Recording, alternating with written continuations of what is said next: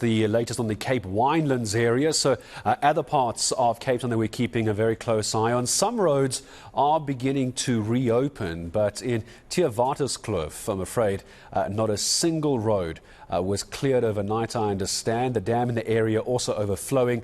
It was up to 114%. So not a good day for Theewaterskloof yesterday. Municipal Manager from the area, it's Wilfred Solomons-Johannes, joining us this morning. Wilfred, hello to you. I saw you talking to Aisha Ismail yesterday. It wasn't a pretty picture you were painting, I'm afraid, a bit of a disaster area, if I can use that turn of phrase. A night has passed, the sun has come up. Give me a sense this morning what it's looking like. Good morning, Gareth, and to the viewers. Yes, at first light this morning, we've deployed our disaster response teams, and they've resumed with the recovery and the emergency mop-up operations after the 2 days of major flooding and infrastructure. The cold front has now surpassed, and that is bringing much improved conditions for our response teams and engineering crews now to accelerate recovery operation, and as water has now been subsiding, making it much more easier for our teams to gain access and to reach people that where flooding has occurred throughout the municipality. Give me the worrying areas. What are you watching specifically, very closely? What areas are those in the municipality? So the areas are Viliersdorp, Grabouw, but in particular Bots River, where the bridge on the international road has been washed away, that is cutting off all traffic and commuting in and around the area to Hermanus and in and out of Cape Town. And we are asking people to make use of alternative routes, particularly taking the direction of the N1. Support from local government, what is it that you're going to need? If bridges are being washed away, I don't imagine this is going to be an easy or a quick fix. What is it that you, I know it's still early on Tuesday morning, but what's the expectation that you're going to need help with? Now, the disaster response teams of the Theewaterskloof was preparing and was on full alert based on the weather forecast we received. We kicked in gear immediately. We had some disruptions to our water and sanitation plants, but emergency repair works are well underway. However, we're just having challenges on the N2, where the road belongs to the national government under Sanral, and they can't start to work as a result of the strong stream that has been prevailing. But hopefully this morning, with the much improved conditions, they can hit the ground and commence with repair works and start opening many of the roads under the control of the province, the district, and Sanral. So the focus for the moment, obviously, on the road infrastructure as well. For those who don't know Theewaterskloof all that well, I'm one of those, I'm afraid. Wilfred, I promised to come down there one day and take a look at the area. Homes-wise, schools, other infrastructure apart from roads, what concerns do you have? Mostly it's just informal settlement areas that has been flooded, but we are busy assisting with humanitarian relief aid. Gift of the givers were already on site till late last night. Schools are open, our public health facilities are operating.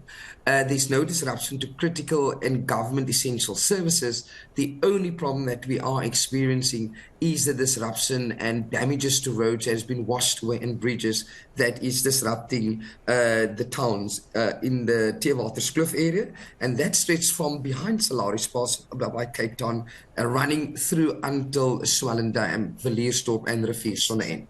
Just taking a look at your weather forecast for the next few days, it looks like you got maybe a day or two of some kind of reprieve, but I see come Friday, Saturday, I was looking at one of the weather apps, you have some more heavy rain on the way. How concerned are you? That will also impact a bit of our recovery operations. So we have brought in all staff. Everybody that was on leave has been cancelled, and all staff has been deployed already, and they are making their way in from the holiday. And we have all hands on deck, including our support and administrative staff that is helping across our specialized support teams to assist in this case of this disaster. We know Eskom was turning off areas of concern where there was low-lying water. We saw that terrible incident yesterday where 4 young boys were walking through water. There was an exposed wire in that water as well. So what's the power situation in your municipality? Eskom already on Friday warned that the infrastructure will be damaged and blown over, and that has occurred in our area. But Theewaterskloof want to say thank you very much to Eskom. They have worked right around the clock with us.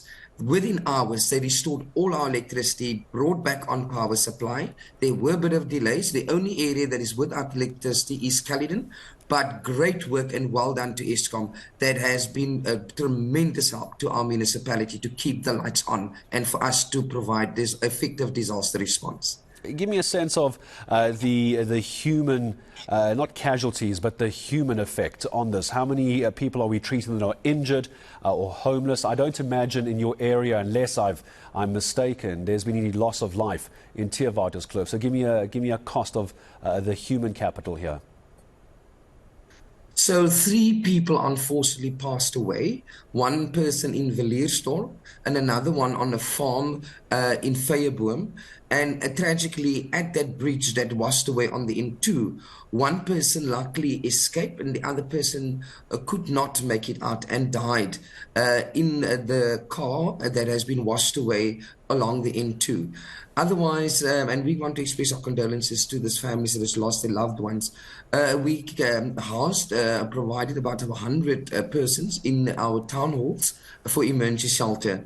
But otherwise, they will all go back this morning as our team's already on the ground and preparing the households. What assistance do you need as I say goodbye to you? What could the organisations in your area or someone watching, how could they assist, if at all, Wilfred?